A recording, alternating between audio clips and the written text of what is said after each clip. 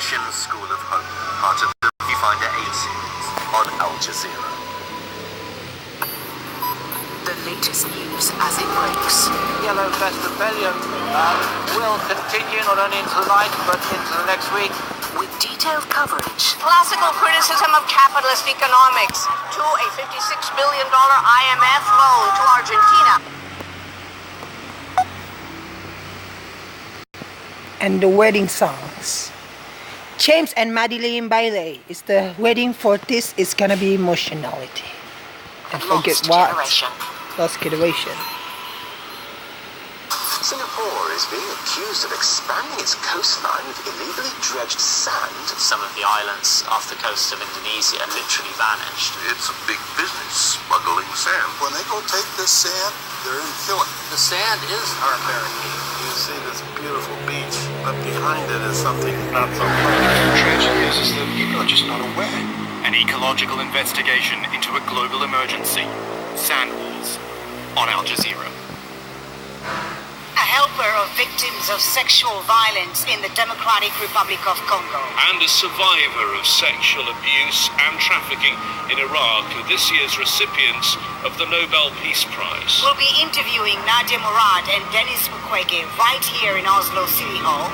We'll talk to them about their efforts to heal women victims of sexual violence and their quest for justice. Join us live for the Nobel interview on Al Jazeera. At this time.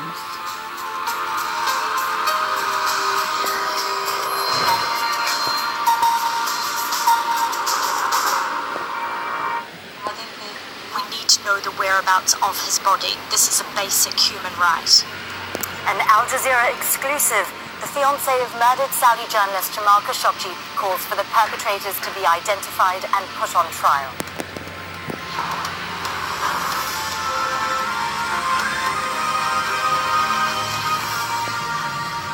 Hello, I'm Nastasia Tay, and this is Al Jazeera live from Doha. Also coming up, China summons the US ambassador over what it calls the vile arrest of a top corporate executive. Coalition turmoil in Belgium, withdrawal by Chile. Domestic politics undermine support for a UN migration pact.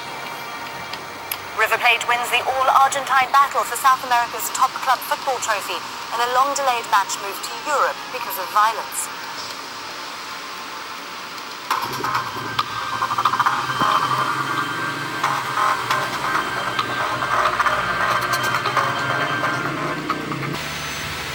Most have forgotten what it is like to be in school after 3 years of war. 6-year-old Salah Firas has survived an airstrike that hit his Chen gun his entire family. He now lives in their partly destroyed house with his father and grandfather.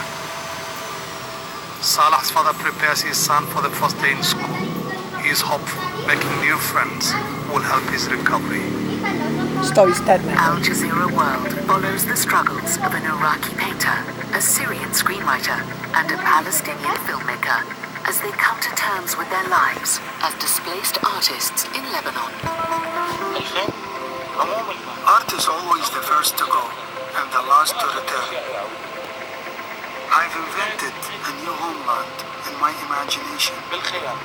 Beirut's refugee artists on Al Jazeera.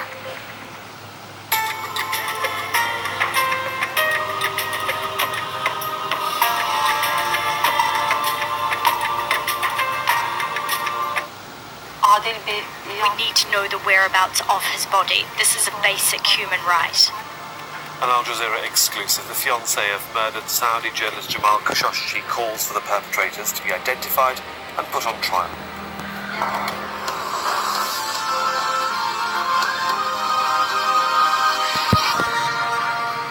Hello, I'm Sahil Rahman. This is Al Jazeera live from my headquarters here in Doha. Also coming up on the programme, smiles and calls for unity at the GCC summit in Saudi Arabia, but serious divisions are far from being resolved.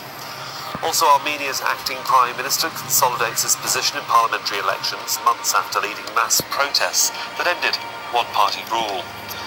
And China summons the US for what it calls the vile arrest of a top corporate executive.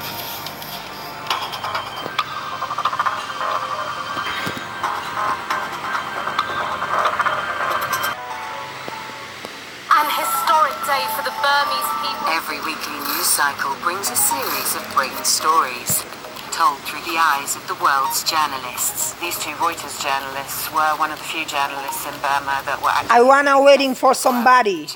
For Lost. As we turn the cameras Nothing kissing you. James Wilson, Madilyn Bailey.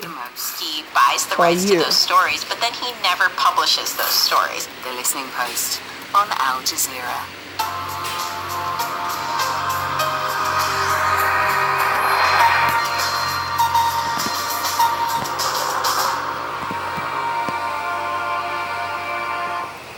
This is Al Jazeera.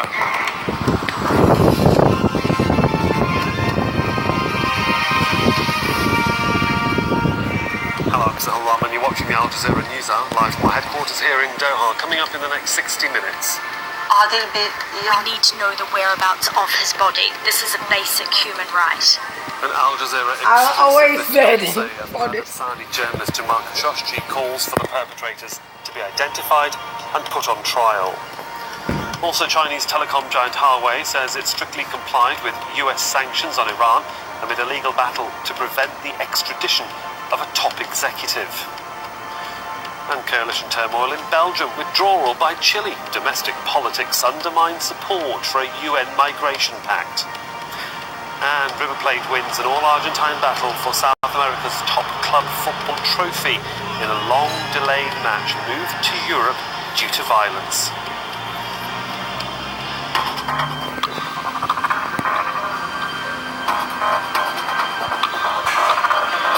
Al Jazeera has teams on the ground to bring you more award-winning documentaries and live news, on air and online.